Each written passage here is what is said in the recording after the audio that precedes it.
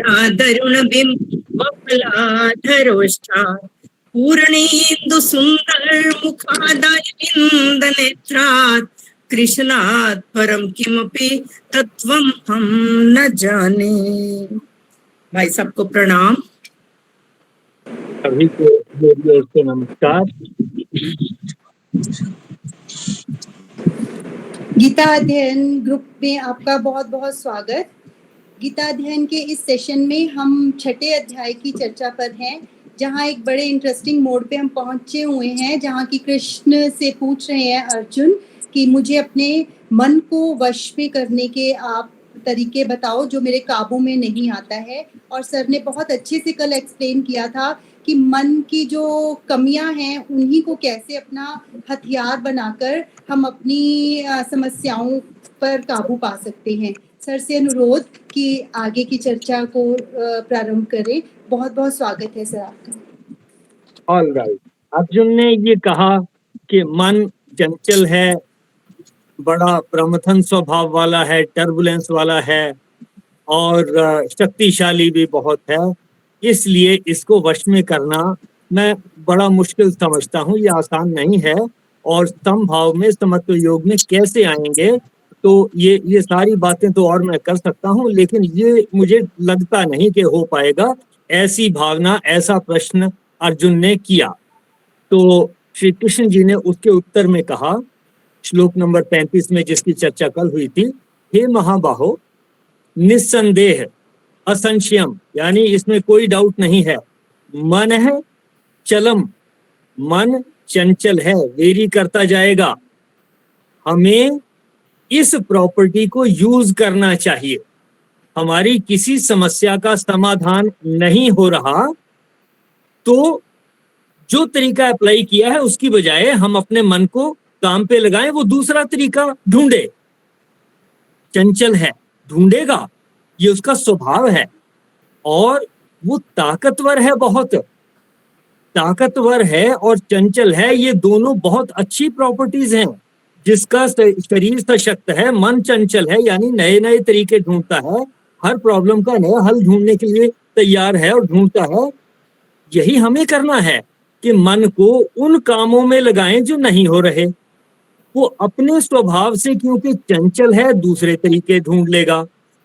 प्रमाथी स्वभाव वाला है, यानी टर्बुलेंस क्रिएट करने वाला है, हलचल पैदा करने वाला है, तो मथानी की तरह से हलचल पैदा करके उसी में से दही निकाल लेगा, यानी कि उसका सार निकाल लेगा, कोई नया सॉल्यूशन निकाल लेगा। जो नहीं दिखाई दे रहा वो दिखाई दे जाएगा।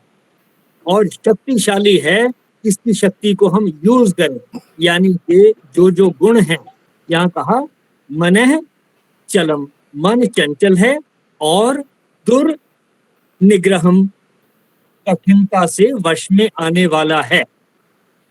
इन प्रॉपर्टीज को कृष्ण ने भी कहा कि हाँ, ये प्रॉपर्टीज हैं मन की, लेकिन फिर क्या कहा, परंतु कौन्तेय अभ्यासेन च वैराग्येन, प्रैक्टिस करनी पड़ेगी बार बार। काम के लिए जिस काम का हल नहीं निकल रहा, उस काम में मन को बार बार लगाना है, अभ्यास करना है। सम योग में, समत्व योग में अगर हमारा मन इधर उधर मचल जाता है, विचलित हो जाता है, उसको लौट करके सम योग की, समत्व योग की परिभाषा उसको फिर से बता देनी है।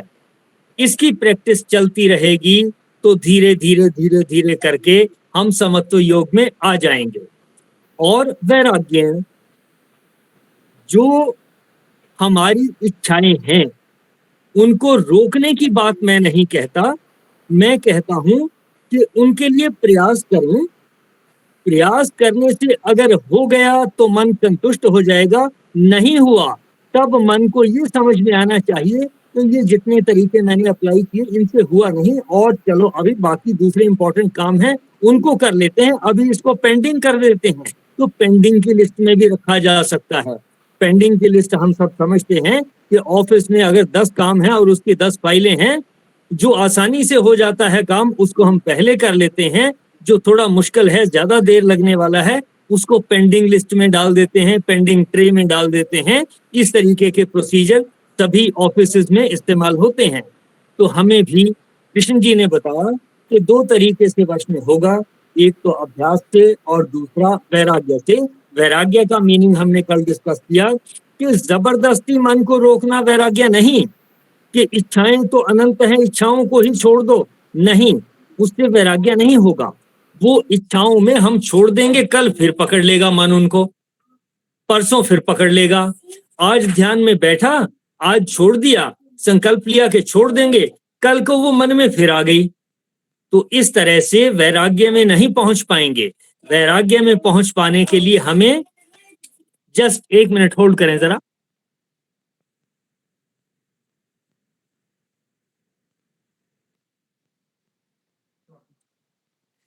तो मैंने ये कहा कि हमें वैराग्य में आने के लिए अपनी इच्छाओं को रोकना नहीं है। अगर तो हम उस काम को, उस इच्छा को पूरा कर सकते हैं, उसके लिए एफर्ट करना है, और अगर पूरी नहीं हुई पूरे एफर्ट लगाने के बाद, तो मन को अपने आप समझ में आ जाएगा कि अब किसी दूसरे काम में लगते हैं, या हम ही इस तरह से सोचना शुरू करें कि इसको पेंडिंग कर देते हैं, फिर देख लेंगे।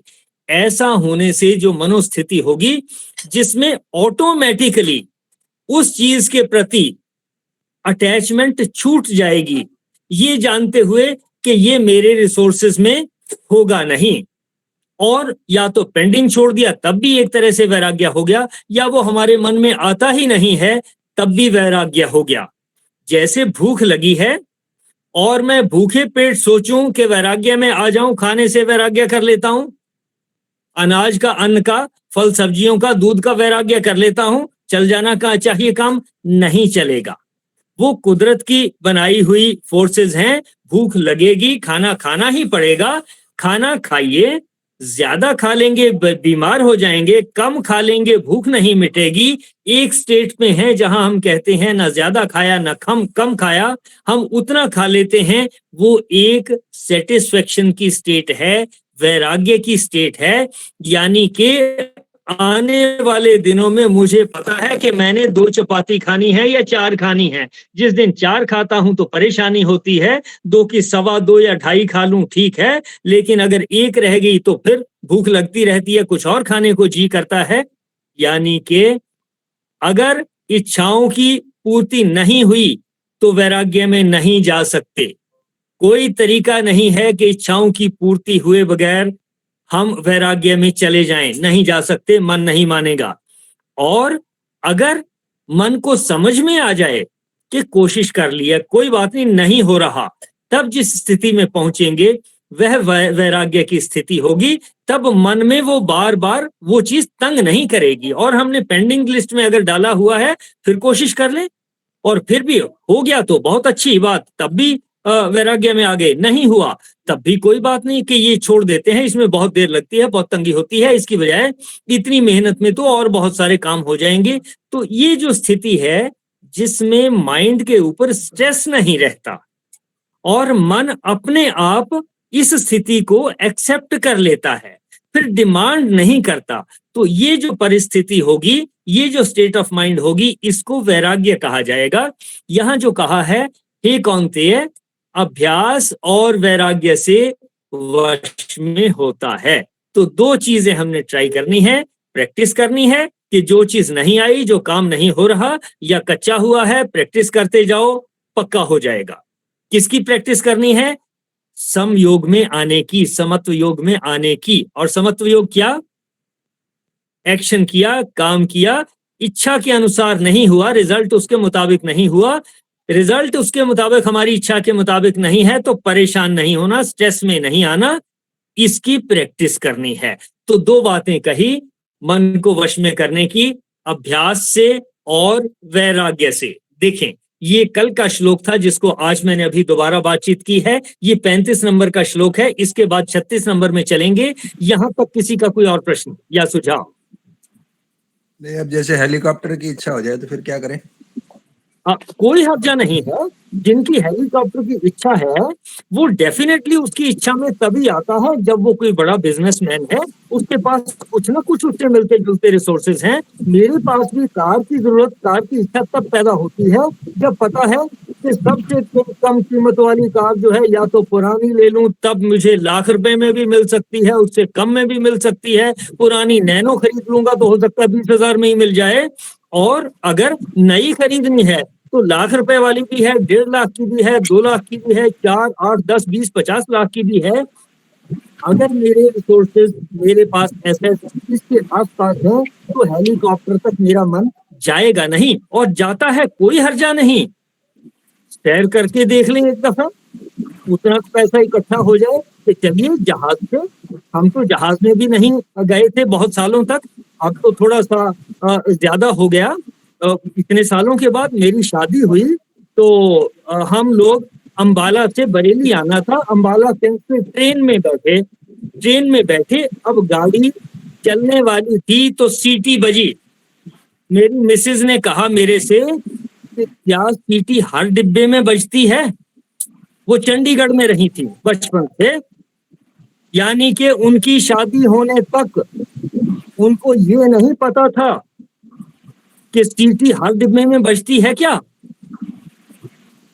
यानी कि इच्छाएं हमारी वहीं तक रहती हैं जहां तक हमारे रिसोर्सेज होते हैं। और अगर हेलीकॉप्टर की किसी की इच्छा होती है, डेफिनेटली उसके रिसोर्सेज कहीं ना कहीं हेलीकॉप्टर में बैठने के या उसको पाने के होंगे।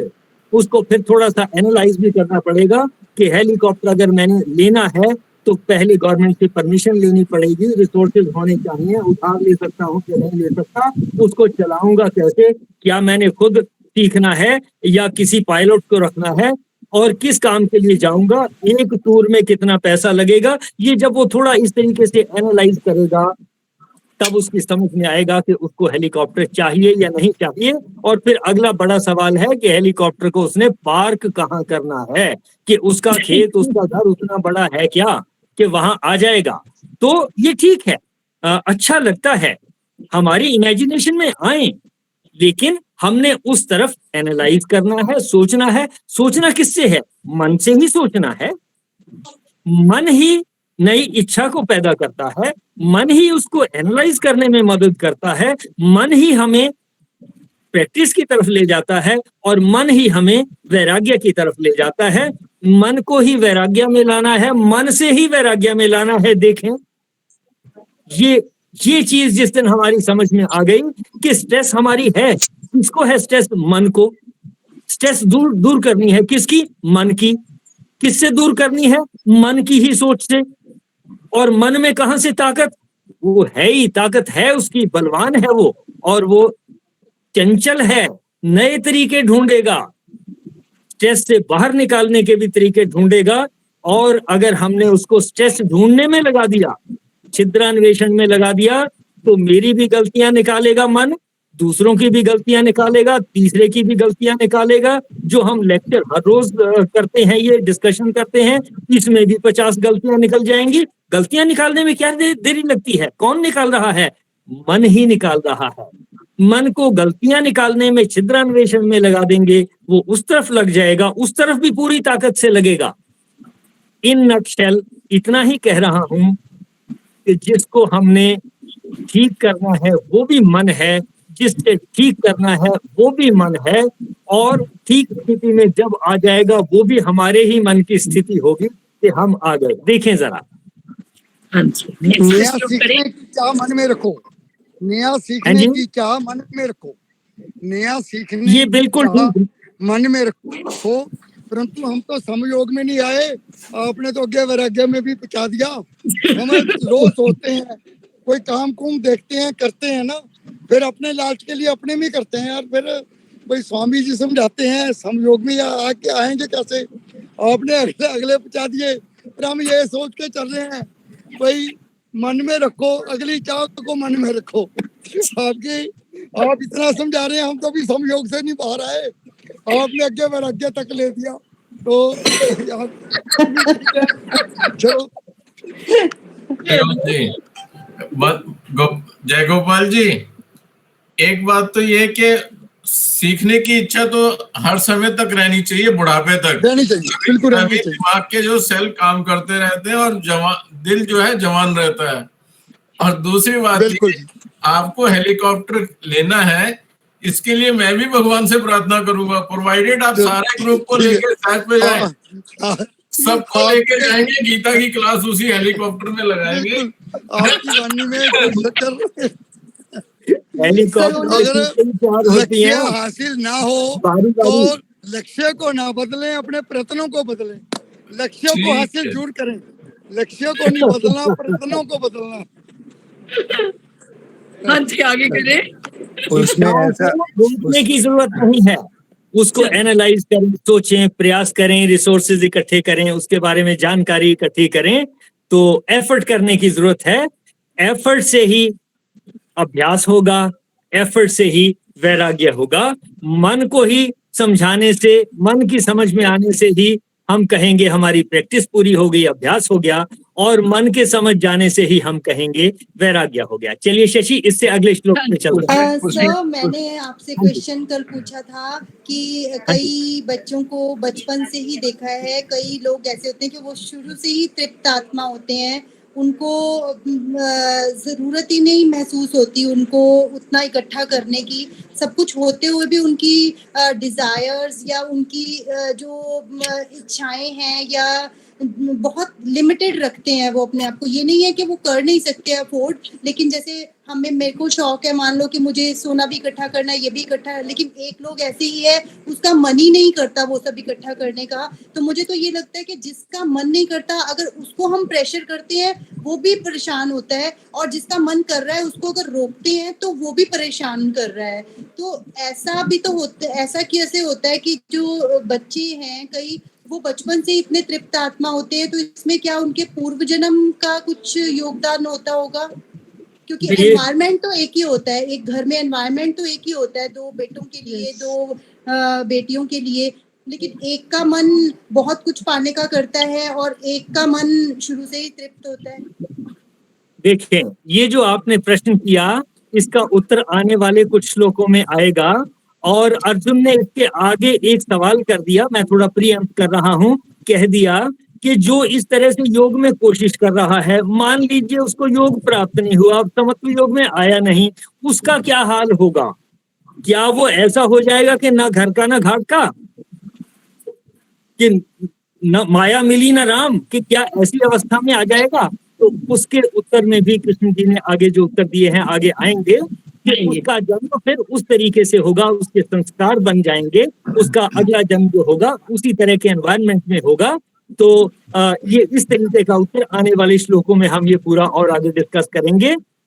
संक्षेप में मैंने इतना ही कहा कि यही प्रश्न जो आपने किया, यही प्रश्न आगे अर्जुन ने फिर किया है, जिसके उत्तर में कृष्ण जी ने बताया कि वो वेस्ट नहीं होता, किया हुआ एफर्ट वेस्ट नहीं होता, वो संस्कारों के रूप में इस जन्म में भी और अगले जन्म के लिए भी संस्कारों के रूप में हमारे अंदर आ जाता है। उन्हीं संस्कारों के बेस पर कोई बच्चा शांत है या कोई किसी और स्वभाव वाला है, ये सारी चीजें उसके अकॉर्डिंगली। इसमें एक जगह सर ऐसा कुछ बताया था उन्होंने, हम बाद में ही करते, फिर टाइम बचेगा। कुछ ही पॉइंट आने दीजिए, कोई बात नहीं, कहने दीजिए। हाँ जी, इसमें एक जगह ऐसा था सर, उसमें वो बता रहे थे कि आपकी कोई इच्छा है तो वो दीवार पे आप लिख दो, कि जैसे, तो मैंने तो लिख दिया उधर कि मेरे को उसमें इस तरह नहीं लिखना है कि मुझे चाहिए, उसमें ये लिखना है कि मुझे मिल गई है।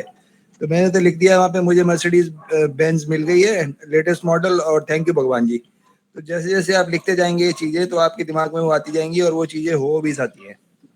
मैं आपकी बात से सहमत हूं कि जब हम अपने मन में कोई भी इच्छा लाते हैं, उसको असर्ट करते हैं, बार बार रिवाइज करते हैं, उसका ध्यान करते हैं, इसी को कहते हैं ध्यान करना। और इसी की एक कड़ी में इसी को थोड़ा सा बढ़ा दें कि घर की बजाय फिर हम मन्नत मान के कहीं देवी देवता के यहाँ किसी मंदिर में जाते हैं, फिर वहां एक धागा बांध करके आ जाते हैं, अपने मन में सोचते हैं धागा वहां बांध दिया है, फिर वापस लौट के आ जाते हैं, फिर ध्यान में रखते हैं कि मेरा जब काम पूरा होगा मैंने वो धागा खोलने के लिए जाना है।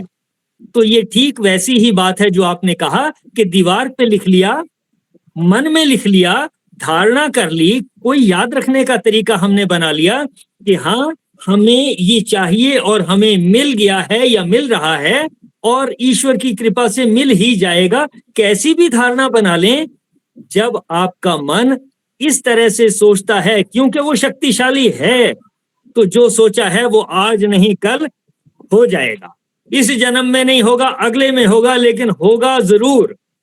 तो जो आपने बात कही, मैं आपसे सहमत हूं कि मन को हम किसी भी तरीके से डाइवर्ट करेंगे, उसकी एनर्जी को जिस तरफ को उसकी एनर्जी फोकस होगी, वो मर्सिडीज बेंज या वो चीज वो उसको मिल जाएगी। मिलने की प्रोबेबिलिटी डेफिनेटली बढ़ती है। अदरवाइज कम से कम संस्कार उसके जो हैं अच्छे होते हैं, नहीं भी होगा अगले जन्म में पूरा हो जाने की उम्मीदें बढ़ जाती हैं। सोचते सोचते प्राण छूट गए तो मर्सिडीज बेंज वाले के घर पैदा हो जाएंगे। ये ठीक है बात, ये ठीक है बात आपकी। सर एक प्रश्न और है कि क्या ये मैम कुछ मैम आप बोलो, कोई नहीं आप पूछो। कोई नहीं, मैंने बस यही पूछना था सर, मन को कंट्रोल करना मतलब अपने थॉट्स को कंट्रोल करना। बिल्कुल ठीक, ये आपकी बात बिल्कुल ठीक है कि मेरे मन में क्या विचार आया, वो विचार कैसा है। अगर तो विचार डिस्ट्रक्टिव है, मैं पहले से अलर्ट हो जाऊं, ना भाई इससे किसी का नुकसान हो जाएगा, इस विचार से तो बच के रहें, उसके ऊपर मैं ज्यादा फोकस ना करूं। हाँ, अगर विचार ऐसा है जिससे बाकी सबका भी फायदा होता है, आने दे उस विचार को, उन चीजों को एनालाइज करें कि हम ग्रुप में इतने मेंबर हैं, हमें अपने उद्देश्य को पूरे करने के लिए इतने मेंबर से काम चलेगा या इससे ज्यादा चाहिए, या किस वैरायटी की चाहिए, किस क्वालिटी की चाहिए, कौन हमें गीता पढ़ा सकता है, किसकी नॉलेज ज्यादा है, कौन हमें ग्रामर बता सकता है, कौन हमें मीनिंग बता सकता है, कौन हमें इसकी इम्प्लीमेंटेशन बता सकता है, कैसे हम दूसरों को समझा पाएंगे। ये चीजें जैसे जैसे मन में विचार आएंगे, आपकी बात बिल्कुल ठीक है कि जब हम मन की बात कर रहे हैं, ये मन के विचारों की ही बात है, ये मन की विचार गंगा की ही बात है। ये शंकर की जटाओं से जो गंगा निकल रही है, ये वही गंगा है, विचार गंगा। जितनी अच्छी होगी, स्वच्छ होगी, उतना ही अच्छा, शुद्ध और आनंददायक हमारा जीवन होगा, उतना ही सारे संसार का, बाकी सबका भी फायदा होगा। सर मैं पूछना चाह रही थी, जैसे वैराग्य की आपने बात की, तो ये भौतिक सुखों से ही वैराग्य है या मोह, एक्सपेक्टेशंस, वो सभी चीजें, इन सभी से वैराग्य है? देखिए, मन जिन जिन चीजों के साथ बंधता है, अटकता है, उन्हीं से वैराग्य होना है। यानी जिनके साथ हम बंधते हैं, जिनसे हमारे अंदर स्ट्रेस आता है, वो चाहे फिजिकल चीज हो, चाहे कोई दोस्त मित्र हो, या किसी का बॉयफ्रेंड गर्लफ्रेंड हो, किसी तरीके की दोस्ती हो, या उसको सोना चांदी तांबा उसको कोई चीज चाहिए कि जी गोल्ड के मुझे गहने चाहिए, या मुझे पहनने के लिए अच्छे वस्त्र चाहिए, या मुझे पढ़ने के लिए वो किताब चाहिए, या मुझे इस बात को समझने के लिए किसी की गाइडेंस चाहिए, या मैं गूगल को सर्च कर लूं, गूगल से बात नहीं बन रही, किसी गुरु को पता लगाऊं कौन गाइड कर सकता है। तो ये जो चीजें हैं, ये फिजिकल भी हो सकती हैं, ये थॉट प्रोसेस में भी हो सकती हैं, ये लॉजिकल भी हो सकती हैं।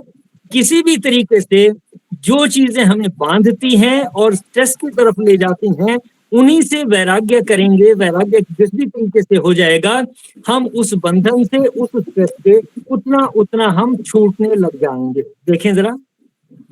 ठीक है सर, मतलब मन को फ्री रखना अपने आसपास। एक दो तीन शब्दों में आपने बात कह दी, मन को फ्री ऑफ स्ट्रेस रखना, हमारा मन स्ट्रेस फ्री हो जाए, यही है सारा कुछ। समत्व योग की निचोड़ यही है जो आपने अभी कहा, बिल्कुल ठीक। आगे करना है आज श्लोक या इसी चर्चा को अगर कुछ और पूछना चाहें तो? श्लोक को पढ़ते हैं, चर्चा थोड़ी कम करेंगे। चलिए शशि। हाँ जी। मन के वश में ना करने पर योग की दुष्प्राप्यता और वश में होने पर प्राप्त होने का कथन। असंयतात्मना योगो दुष्प्राप इति मे मतिः वश्यात्मना तु यतता शक्यो वाप्तु उपायतः। ये वर्ड है शक्यो अवाप्तुम उपायतः। असंयतात्मना, जिसका मन वश में किया हुआ नहीं है, ऐसे पुरुषों के द्वारा। योग दुष्प्राप, योग दुष्प्राप्य है, मतलब नहीं हो सकता। तू वश्य आत्मना और वश में किए हुए मन वाले यतता उपायतः अवाप्तुम शक्य प्रयत्नशील पुरुष द्वारा साधन से उसका प्राप्त होना सहज है, इति में मति ही, ऐसा मेरा मत है। जिसका मन वश में किया हुआ नहीं है, ऐसे पुरुष द्वारा योग दुष्प्राप्य है, और मन में वश में किए हुए मन वाले प्रयत्नशील पुरुष द्वारा साधन से उसका प्राप्त होना सहज है, यह मेरा मत है। देखें, दो शब्द आए हैं, असंयत आत्मना, जिसकी आत्मा, जिसका मन संयत नहीं है। वश में करना एक चीज है, संयत करना उससे थोड़ा सा हटके होगा, मैनेज कर लेना, ऐसा समझ लें। संयत का मतलब मैनेज्ड है जिसका मन, यानी मैं उसको लॉजिक से समझाऊं वो समझ जाता है, लॉजिक से समझ जाता है, तब कहेंगे वो संयत है। असंयत आत्मना अनमैनेजेबल है, यानी उसको समझाने से समझता नहीं है। असंयत आत्मना का ये मीनिंग, हालांकि हिंदी में लिखा है मन को वश में ना करने वाले पुरुष द्वारा। तो ये जो वश में करने वाला शब्द है, ये थोड़ा सा ऐसे लगता है जैसे किसी को रस्से से बांधना हो। नहीं, रस्से से बांधने की बात नहीं है, पूरे मन को समझाने की ही बात है, रस्से से तो ये बंधेगा नहीं। तो संयत आत्मना जब कहते हैं, इसका मतलब हम उसको विचार से रेगुलेट कर लेते हैं। अगर असंयत है, यानी हमारे विचारों से हम उसको रेगुलेट नहीं कर पाए, या हमें ख्याल ही नहीं आया, हम छिद्रान्वेषण में ही लगे रहे, अगर ऐसा है तब योगः दुष्प्रापः, तब योग प्राप्त होना मुश्किल है।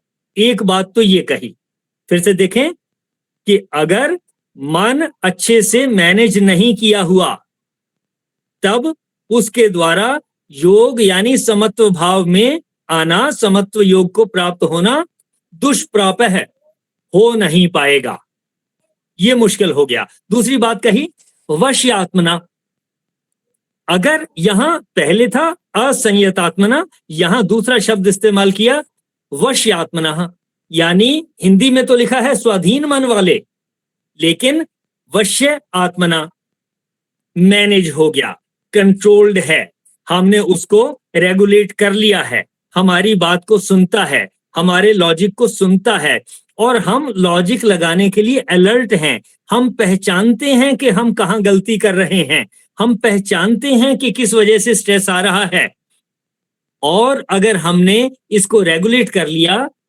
यतता कैसे रेगुलेट कर लिया? एफर्ट से, प्रैक्टिस के साथ, यतता उपायतः है, एफर्ट करके, कोई ना कोई एक्शन करके, कुछ ना कुछ सोचकर, अब आप तुम शक्य है, प्राप्त होना सहज है या इजी है, आसानी से हो जाएगा, यानी कि जिसने अपने मन को रेगुलेट कर लिया है उसको समत्व योग आसानी से प्राप्त हो जाएगा। दो बातें कही कि अगर हम रेगुलेट नहीं कर पाए तो हम समत्व योग को प्राप्त नहीं हो पाएंगे, अगर हम मैनेज कर पाए तो हम समत्व योग में आसानी से आ जाएंगे, ये मीनिंग है। ऐसा कहा है, यह मेरा मत है। श्री कृष्ण जी ने भी कहा कि ये मेरा मत है, यानी उनका ये मानना है, उनको ऐसा लगता है। उन्होंने ये नहीं कहा कि मेरी बात को 100% मान लो, उन्होंने कहा यह मेरा मत है। इसको जरा ध्यान से सोचना पड़ेगा कि श्री कृष्ण ने भी कहीं पर ये नहीं कहा कि जो मैं कहता हूं बस ये पक्की बात होगी, पत्थर की लकीर हो गई। उन्होंने कहा यह मेरा मत है, बाकी प्रैक्टिस करके देख सकते हैं। हो सकता है अर्जुन ने भी प्रैक्टिस की हो, और हमारे लिए भी यही है, जो बातें कही गई हैं उनके एक्सपेरिमेंट करके देख लें, प्रैक्टिस करके देख लें, ठीक बैठती है तो जो बात उन्होंने कही है वो हमारी पक्की हो गई, नहीं ठीक बैठती तो दूसरी और किसी बात को देखेंगे। देखिए जरा,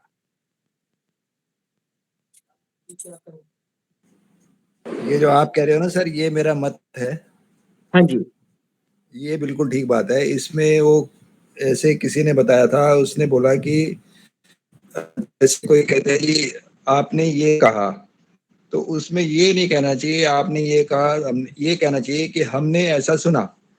मतलब ठीक। आपने क्या कहा, क्या पता क्या भाव है आपका और हमारा क्या भाव है, हमें क्या, मतलब जो हमने ये समझा आपकी आपने बात बिल्कुल ऐसा ठीक है, कहा। मैं आपसे सहमत हूँ कि आपने क्या कहा ये पता नहीं लगाया जा सकता, लेकिन हमने क्या सुना क्या समझा ये कहना ज्यादा उपयुक्त है। बिल्कुल ठीक बात है आपकी, आप अपनी बात को पूरी करें। बस हो गया। All right, all right. आज की चर्चा हम इन्हीं श्लोकों तक रखेंगे। इसी में देखें कोई कुछ और योगदान देना चाहें, कहना चाहें, देखें। राणा सर से अनुरोध कि पहले वो इन श्लोकों को लेकर कुछ व्याख्या करें, उसके बाद अगर किसी का क्वेश्चन होगा तो वो ले सकते हैं बाद में, क्योंकि काफी कुछ तो 2-3 चर्चा के बाद वैसे ही क्लियर हो जाता है। अगर फिर भी किसी के मन में कोई संशय हो तो पूछ सकते हैं। राणा सर। सभी को नमस्कार। नमस्कार जी। वैसे तो 2-3 दिन से इन्हीं बातों पे चर्चा हो रही है और सतीश जी बहुत अच्छे से सारी बातें समझा रहे हैं, तो बहुत ज्यादा कुछ कहने के लिए रह नहीं जाता इस पे, पर फिर भी थोड़ा सा मैं कोशिश करता हूँ कुछ कहने की। इस श्लोक में जो बात आई है वो आई है कि जिनका सेल्फ कंट्रोल नहीं है उनके लिए इस योग को प्राप्त करना मुश्किल है, और जिनका सेल्फ कंट्रोल है वो इनको उचित उपाय द्वारा कंट्रोल कर सकते हैं। और फिर कृष्ण जी ने, जैसे आपने कहा था सतीश जी ने, कि उन्होंने कहा कि मेरा मत है, वो इम्पोज नहीं कर रहे हैं। इसका मतलब है कि वो क्वेश्चन खुला छोड़ रहे हैं अर्जुन के लिए कि अगर इसके रिलेटेड कुछ और भी तुम्हारे दिमाग में है तो तुम और भी बात करेंगे इसके बारे में। तो वहां पे वो उन्होंने ये नहीं कहा कि भाई ये बिल्कुल जो मैं कह रहा हूँ यही मान। तो ये प्रश्न जो है अर्जुन के लिए खुला है, इसलिए, और अर्जुन का मतलब ये है कि ये हम सब के लिए भी खुले हैं। जहां अर्जुन एक किस्म से हम सब के लिए क्वेश्चन कर रहे हैं, तो कृष्ण जी जो हैं प्रभु, वो उसी यही कह रहे हैं कि सेल्फ कंट्रोल बहुत जरूरी है। एक्चुअली पिछले श्लोकों में मन की चंचलता के ऊपर बहुत बात हुई है। मन, अब यहाँ पे आई है बात मन को कंट्रोल करने की। एक्चुअली क्या है कि मन तो चंचल उसका होना स्वभाव है, इसमें कोई दो राय नहीं है, पर मन को अगर हम चंचल छोड़ दें वो दिक्कत वाली बात है। तो उसको चंचलता उसकी कंट्रोल करने के लिए क्या है, मन को कंट्रोल करना जरूरी है। मन को कंट्रोल करेंगे तभी हम चीजों को, या वैसे तो हम मेटीरियल वर्ल्ड की भी बात अगर सोचें, सांसारिक जीवन की भी बात सोचें, अगर हमारा मन कंट्रोल में नहीं है तो हमारे लिए अदरवाइज सांसारिक जगत के अंदर भी अपने जो काम करना है वो बहुत मुश्किल हो जाएगा। हम बहुत जगह अपनी फैमिली से बात करते हैं, अपने रिलेटिव्स में करते हैं, अपने वर्क प्लेस पे करते हैं, बहुत चीजों पे हमें कंट्रोल करना पड़ता है। तो हमें मन पे कंट्रोल करना तो बहुत जरूरी है। चंचलता उसका स्वभाव है, पर कंट्रोल करना हमारे लिए बहुत जरूरी है। अगर मन कंट्रोल में नहीं है तो एवरीथिंग विल गो हेवायर। कुछ भी संसार में, हम आध्यात्मिकता की तो बात ही छोड़ दें, संसार में हमारा जो सांसारिक जीवन है वही ठीक से नहीं चल पाएगा, आध्यात्मिकता तो बहुत दूर की बात है। तो सबसे पहला काम जो है वो हमें मन को कंट्रोल में करने का है। और अगर हम बात करें वर्ल्ड के अंदर और प्राणियों में और मनुष्यों में फर्क जो है वो सिर्फ इतना ही है कि humans have got a developed mind. एक आप किसी जानवर की बात करें तो जानवर की कोई मनोवैज्ञानिक बुद्धि नहीं होती है, उसका मन नाम की कोई चीज नहीं, उसका सिर्फ सेंसेस से ही रिलेशन है। एक कुत्ता है, उसे आप रोटी दे दो वो उतने में खुश है, उसके इससे आगे कोई सोच नहीं है। उसकी लाइफ जो है वो खाने पीने और भोग तक की रह जाती है, मतलब रिप्रोडक्शन के लिए और खाने तक, ये सिर्फ दो चीजें हैं उसके लिए सोचना समझना, कुछ व्यवहार की अच्छे की अपेक्षा करना, तो ये चीजें सब बेकार हैं उसके लिए। तो एक आदमी ही है, मनुष्य ही है जिसके पास एक डेवलप्ड माइंड है, जिसको यूज करके वो कुछ भी कर सकता है। आज ये देखो कि आदमी कहाँ चांद पे, मंगल पे, और कैसी कैसी उसने अपने लिए सुविधाएं जुटा ली हैं। तो ये सब एक डेवलप्ड माइंड को उसने यूज करके किया है।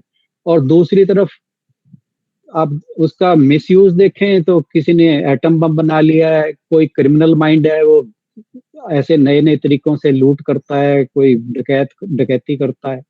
तो ये माइंड जो है उसको ही एक डेवलप्ड माइंड की वजह से ही आदमी अच्छे बुरे इस तरह की अचीवमेंट्स कर पाया है। अगर ये उसका माइंड डेवलप ना हो तो ये चीजें पॉसिबल नहीं। अब क्या है कि एक जानवर है उसके लिए सिर्फ खाना पीना ही काफी है, पर आदमी के लिए क्या है, वो चाहता है कि उसे खाना भी मिले, खाना अच्छा भी हो, और दूसरे जब उसे कोई घर से खाना दे रहा है वो बड़ी इज्जत से भी दे, उसकी अपेक्षाएं बढ़ती जाती हैं। ऐसे ये मनोवृत्ति के कारण है। एक घर में रह रहा है, वो चाहता है कि मेरा घर बड़ा भी हो, उसमें गार्डन भी हो, ठीक है, कपड़े पहन रहा है, कपड़े अच्छे भी हों, ब्रांडेड भी हों, ठीक है, जबकि उसका काम बिना ब्रांडेड कपड़ों से भी चल सकता है, छोटे घर में भी चल सकता है, डिपेंड करता है वो कितनी बड़ी फैमिली है। पर मैंने क्या, आप सबने देखा होगा कि किसी के मतलब एकड़ों में घर है और उसके अंदर बंदे 2 रह रहे हैं, तो ये इच्छाएं हैं जो उन्हें जितना मर्जी फैला लो और जितना मर्जी सुकड़ा लो, तो उससे कोई फर्क नहीं पड़ता है। तो ये चीजें जो हैं, और जितनी जितनी आदमी के पोजेशंस बढ़ती जाती हैं उतना ज्यादा क्या होता है, उसकी आइडेंटिफिकेशन उन पोजेशंस के साथ होती चली जाती है। वो सोचता है कि मैं इन चीजों की वजह से हूं। ऐसी एक राजा के दरबार में ज्ञानी थे, कई वहां चर्चा चल रही थी, तो राजा वो चर्चा के अंदर एक विद्वान थे, वो कहते हैं कि जो अटैचमेंट्स हैं हम उनसे, मतलब जो चीजें हैं हम उनसे अटैच्ड हैं, ना कि चीजें हमसे अटैच्ड हैं। तो राजा ने वो बात सुन ली, उसके ऊपर वो मनन करता रहा। 2 दिन बाद उसने सभा में गया तो उसने उससे फिर पूछा कि तूने कह तो दिया था कि भाई चीजें, मतलब चीजें हमसे अटैच नहीं है, हम चीजों से अटैच है, तो मेरे को समझा नहीं आई बात। तो विद्वान खड़ा हुआ, एक वहां पे पिलर था, उसको जफ्फी डाल के खड़ा हो गया। तो वो राजा पूछता है तू क्या कर रहा है? कह रहा है ये पिलर मुझे छोड़ नहीं रहा। तो वो कहता है मैं कैसे बेवकूफ बना रहा है, तो पिलर तेरे को क्यों नहीं छोड़ रहा, तू छोड़ दे इसको। कह रहे तो तूने पकड़ रखा है, पिलर ने थोड़ी तूने पकड़ रखा है। कह रहा जी बस जो चीजें हैं ना, जिसे आप कहते हो कि हम चीजों से अटैच्ड हैं, कि चीजें हमसे अटैच्ड है, ये it is just like that. हम चीजें तो हमें छोड़ना चाहती हैं, हमें चीजों को नहीं छोड़ना चाहते। ऐसी एक और भी कहानी है कि 2 साधु जा रहे थे नदी के किनारे किनारे, तो वहां उन्होंने देखा कि एक कंबल जैसी चीज जो है वो नदी में बही जा रही है। तो सर्दी आने को थी। एक महात्मा ने सोचा भी सर्दी आने वाली है, भी तू भाग के एक कंबल पकड़ ले।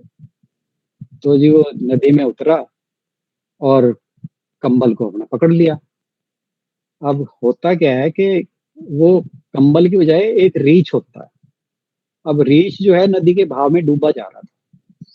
अब जब उस संत ने उसको पकड़ लिया, साधु ने, तो रीछ ने सोचा भी तुझे भी कुछ बचने की चीज मिल गई है। साधु ने रीछ ने उसे पकड़ लिया। तो रीछ ने जब उसे पकड़ लिया तो जो दूसरा साधु बाहर खड़ा था वो देख रहा है भी इनमें हो क्या रहा है। ये महात्मा जी तो कंबल लेने गए थे, कंबल तो आ नहीं रहा, ना ये कंबल इसने पकड़ा भी हुआ और आ भी नहीं रहा। तो वो पूछता है भी क्या बात है, तू कंबल को ले आना, तू आ क्यों नहीं रहा? कह रहा है कंबल को मैं तो छोड़ना चाहता हूँ पर कंबल तो नहीं मुझे छोड़ रहा। तो यही सारे हमारे अटैचमेंट्स के साथ है कि हम अटैचमेंट्स के साथ खुद को आइडेंटिफाई करते हैं, और इसी आइडेंटिफिकेशन की वजह से हमारे मन में मोह पैदा होता है, मैं, आई, मी, माइन की भावना पैदा होती है, और इसी से ही सारे राग द्वेष पैदा होते हैं। राग द्वेष पैदा होते हैं तो कृष्ण जी बहुत कुछ पिछले 3-4 चैप्टर से समझाते आ रहे हैं, और यही दुखों का कारण है, यही सफरिंग का कारण है। इनसे जब हम बाहर निकलेंगे तभी हमारी सफरिंग खत्म होंगी, तभी हम योग में स्थित होंगे। आज के लिए इतना ही। थैंक यू, धन्यवाद। एक बात और भी है ना कि भगवान श्री कृष्ण उनके दोस्त बन के समझा रहे थे, भगवान बन के नहीं, इसीलिए वो ये हाँ जी। बोलते हैं ये मेरा मत है। बिल्कुल ठीक कह रहे हैं जी आप, क्योंकि हालांकि बीच में ये कृष्ण बता जी दें ने कि मैं- समझाने की कोशिश की थी उन्हें। आपने चौथा चैप्टर था जो उसमें ध्यान दिया हो, इसीलिए उन्होंने ये कहा, बोला ये मेरा मत है, अब तू करके देख ले। हाँ हाँ, नहीं मैं वही कह रहा हूँ कि ये जो अर्जुन थे ये बहुत देर तक यही समझते रहे कि ये मेरे जैसा ही आदमी है, और इसीलिए कृष्ण जी भी उसे उसी लेवल पे जाके बातें समझा रहे थे। उन्होंने ये बिल्कुल नहीं कहा कि भाई मैं भगवान हूँ। हालांकि चौथे चैप्टर में एक जगह उन्होंने कहा था कि ये जो ज्ञान मैं तुझे दे रहा हूँ इससे पहले मैंने सूर्य को दिया था, उसने अपने पुत्र इक्ष्वाकु को दिया। तो बल्कि उसने अर्जुन ने पूछा भी, कह रहे भाई तू तो अभी थोड़े साल पहले, मेरे से ही थोड़े साल तो पहले पैदा हुआ है, कि तूने उसको वो ज्ञान कहाँ दे दिया। तब उसने कहा था कि ये तेरा मेरा पहला जन्म नहीं है, बहुत जन्मों से हम आ रहे हैं, तुझे अपने जन्म याद नहीं है, मुझे याद है।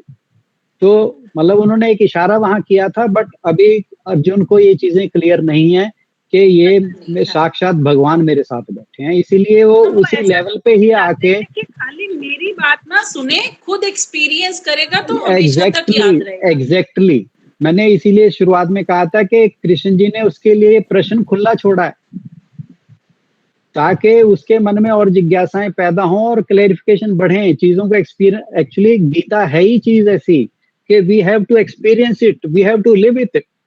अगर हम इसको जी नहीं सकते और इसके एक्सपीरियंस नहीं कर सकते तो हमें ये जो हम यहाँ टाइम वेस्ट कर रहे हैं, it is just share wastage of time, nothing else. सही, हमें इसको जीना है। गीतांजलि जी कुछ पूछना चाह रहे हैं। गीतांजलि। थैंक यू आशु, प्रणाम सभी को। मैं पूछना नहीं चाह रही थी, मैं ये कह रही थी कि बहुत ही अच्छी एक्सप्लेनेशन थी, और जैसे जैसे मैं ये सुन रही हूँ मैं रोज इसको प्रैक्टिस करने के लिए मनन जिसको बोलते हैं हम, श्रवण के बाद मनन जो आता है, पूरा दिन मैं किचन में होती हूँ, मैं कोई भी काम कर रही हूँ, जो भी लेसन मैंने पहले दिन सुना होता है वो मेरे दिमाग में कॉन्स्टेंटली चलता रहता है, और मैं खुद को एनालाइज करती हूँ कि क्या मैंने ये सही किया, या क्या मेरा जो थॉट था वो ठीक था, या क्या मैंने जो विचार आया वो सही था। तो thank you so much, thank you so much. This is living Gita, that is what I am saying. Yes बिल्कुल यस, यही है और जी, मैं ये आप बिल्कुल साक्षात वो उसको जी रही हैं गीता को। एग्जैक्टली पूरा दिन दिमाग में वो लेसन चलता है अगले लेसन आने तक। और आप बहुत फिर सौभाग्यशाली हैं, हम इतना, हमारा सौभाग्य नहीं है, हम ऐसा नहीं है। हम सांसारिक चक्करों में घूम जाते हैं बार बार। आई थिंक, हाँ जी जी जी जी, थैंक यू।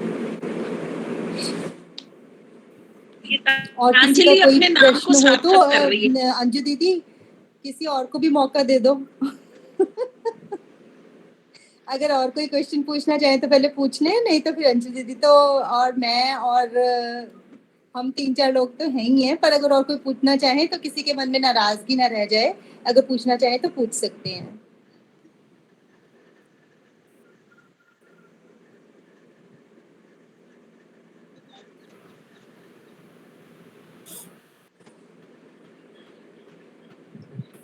हाँ जी, डॉक्टर सर आप कुछ पूछना चाहते हैं? हाँ, मेरे को प्रश्न नहीं पूछना है, एक सबके को रिक्वेस्ट करनी है, क्योंकि अभी सब लोग ऐसा ऐसा निकल ड्रॉप होने शुरू हो जाते हैं। तो मैं रिक्वेस्ट ये करना चाहता हूँ, 2 रिक्वेस्ट हैं।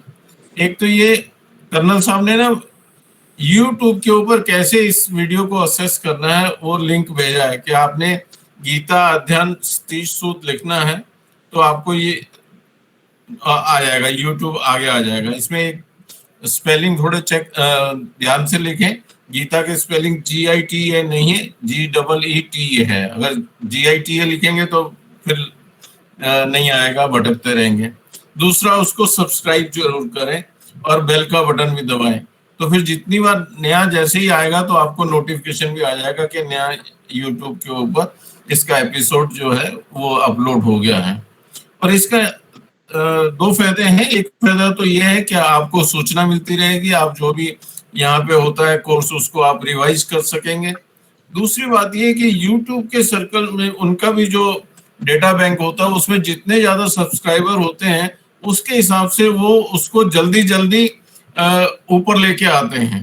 यानी एक तो है कि नीचे समुद्र में छुपा रह गया है, एक आध उसका सब्सक्राइबर हुआ, और एक उसके जिसके 50, 100 या 500 सब्सक्राइबर है, वो जल्दी प्रोमिनेंटली डिस्प्ले करते हैं।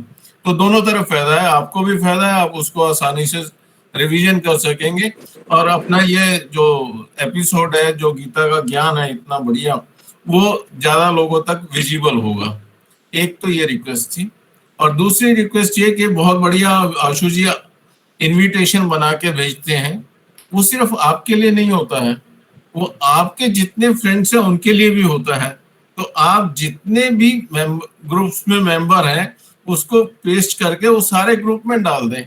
अभी हमारे पास जैसे 5 आदमियों से शुरू किया था, 6 से शुरू किया था, अब 50 हैं तो अच्छे लगते हैं। अगर ये 500 होंगे तो और अच्छा लगेगा, खुशी मिलेगी, आनंद आएगा, मन कहीं और नहीं जाएगा, यहीं पे टिका रहेगा। सबसे बढ़िया वो एक बहुत अच्छा होगा। तो ये 2 काम जरूर करें सब लोग, जिनको भी प्रोग्राम अच्छा लगता है, जो ये प्रोग्राम अटेंड करते हैं, वो ये दोनों काम जरूर करें। खुद भी सब्सक्राइब करें, लोगों को भी सब्सक्राइब करने को कहें, और जो इनविटेशन आशु जी भेज रहे हैं वो जितने भी ग्रुप में आप मेंबर हैं सबको भेजें। कोई पर्सनली नोन है, आपको थोड़ा भी लगता है कि उसका इधर झुकाव हो सकता है, तो उनको बेशक फोन करके भी इनवाइट करें, कोई हर्ज नहीं है। पुण्य आपको भी, अगर उनका बेड़ा पार होगा तो पुण्य आपको भी मिलेगा, उसका क्रेडिट आपको भी मिलेगा। जब हमने ये शुरू किया था तो कुछ ऐसा मन में था नहीं कि हम ऐसा यूट्यूब करेंगे, ये होता गया अपने आप ही।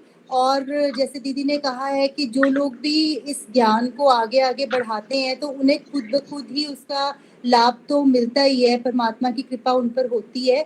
तो हम दीदी की तरह या सर की तरह या राणा जी की तरह कब हम दूसरों को पढ़ाना शुरू करेंगे वो तो हमें नहीं पता, लेकिन सोशल मीडिया के थ्रू तो एटलीस्ट हम ट्राई कर सकते हैं कि जहाँ तक हम पहुँचा पाए इस नॉलेज को। और सोशल मीडिया एक बहुत बड़ा टूल है। मुझे तो लगता है कि जब लोग गलत चीज़ों को उसके ऊपर इतना फैला रहे हैं तो उनको बैलेंस करने के लिए हमें अच्छी चीज़ों को भी उतना ही बढ़ावा देना चाहिए। तो जितना हो सके हम इस चीज़ को स्प्रेड करें, यही इच्छा है मन में। अंजू दीदी, सॉरी, अंजू दीदी अपना क्वेश्चन पूछ सकते हैं। मैं क्वेश्चन नहीं पूछ रही थी, मैं तो बोल रही थी गीतांजलि अपने नाम को सार्थक कर रही है। Okay, thank you. हाँ, वो उन्होंने शुरू से ही सार्थक किया हुआ है। और गीतांजलि जी, आप अगर अपना चेहरा भी दिखा देंगे बात करते हुए तो हम आपको अंबाला में मिलेंगे कहीं, बाकी लोग तो पहचान लेंगे। हाँ जी, श्योर। मैं अभी आप देखिए, मैं ना छत पे एक्चुअली बैठी थी, पौधों को पानी देना होता है तो मैं दोनों काम साथ साथ करती हूँ। नमस्कार। तो फोन मेरे हाथ में है और पानी देने के साथ साथ मैं सुनती भी हूँ और फिर पूरा दिन अगले दिन एनालाइज भी करती हूँ उसे। Very good. समापन की ओर बढ़े दीदी।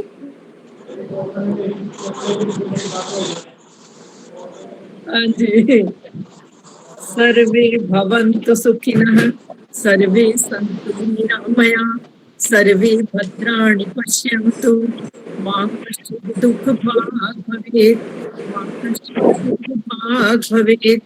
गौ माता की परम कृपा से सुख समृद्धि का बसेरा, गोधन से दुख दरिद्र भागे, सब ग्रंथों का सार घनेरा। बोल गौ माता की जय। ओम ब्रह्म अर्पणम अस्तु। हरिओम जी, सत्संग का बहुत आनंद आया। हमारी ये श्रृंखला बढ़ती जाए। जैसे गीतांजलि जी ने कहा, मैं भी साथ दूसरा काम करती रहती हूँ, बाद में टाइम नहीं मिलता। बहुत आज की चर्चा, इस पूरे सहयोग के लिए आप सबका धन्यवाद और मेरी ओर से आप सबको प्रणाम। आपको भी प्रणाम। हरिओम जी। आज आपने मीनाक्षी जी से बादाम का शरबत बनाने का नुस्खा सीखा था। आप सब इसको आनंद लीजिए। एक और रिक्वेस्ट है कि आज अपना वीडियो ऑन कर दें। एक बहुत बढ़िया स्क्रीनशॉट जो है ना वो आशु जी के वीडियो के लिए बन जाएगा। तो सब लोग अपना वीडियो ऑन करें, बादाम का शरबत पिए और खूब जोर से हंसे, आनंद लें। पक्की बात है। बादाम का शरबत कैसे अच्छा डाला हुआ है। बिल्कुल डाला हुआ है जी। केसर डला हो केसर। हाँ, क्या बात है। आप तो बड़े हो गए बत्रा सर।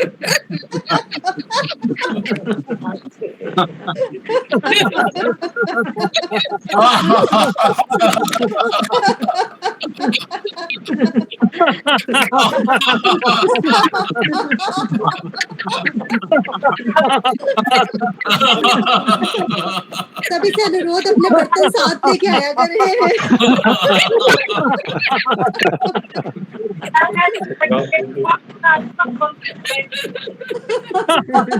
बहुत टेस्टी है सर, बहुत टेस्टी है ये।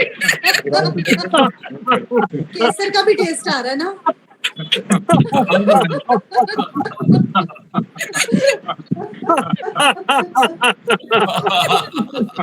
बत्रा जी बहुत स्वादिष्ट है। बहुत स्वादिष्ट है, बिल्कुल सही बात है। ये बड़ी मेहनत की है मीनाक्षी जी ने इसको बनाने में।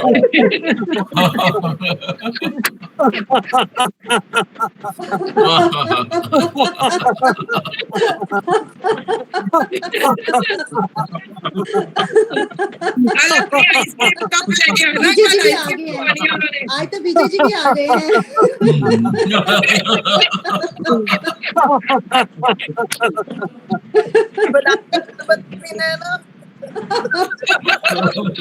वो भी बना बनाया मिल रहा है। बादाम का भी शरबत बड़ा टेस्टी बनाएगा। कल आइसक्रीम मिलेगी बत्रा सर, कल आइसक्रीम है। कोई बात नहीं, आइसक्रीम है। मेरे को कौन सा बाजार से चीजें इकट्ठे करनी होती है। मीनाक्षी जी ने आपका काम आसान कर दिया, सोचना ना लेके आना आइसक्रीम कप और चम्मच अपने अपने लेके आना कल आइसक्रीम। कंजकों की तरह प्लेटें अपनी लेके आओ। अब हर कोई चम्मच लेके बैठेगा कल। बिल्कुल।